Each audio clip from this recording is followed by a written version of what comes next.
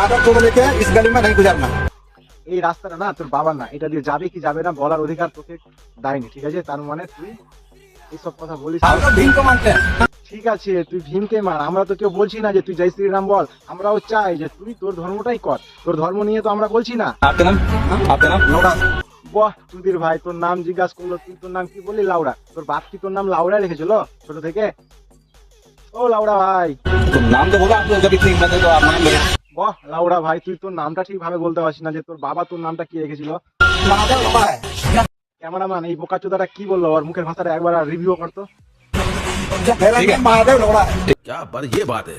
अरे তুই না এই কথাটা বলে না খুব ভুল করে দিলে, আমি কিছু বলবো না, আমাদের যেই সব বন্ধু ভাই আছে কিনা তারাই তোকে বলবে কমেন্টে, ঠিক আছে? বন্ধুরা তুমি কমেন্টে বলো এই সব এই ভাষাটা বলা কি এই বাঞ্চোদের ঠিক হয়েছে? তোমরা কিন্তু কমেন্টে এসে নিশ্চয়ই বলে যাও। हम तो भीम को मानते हैं।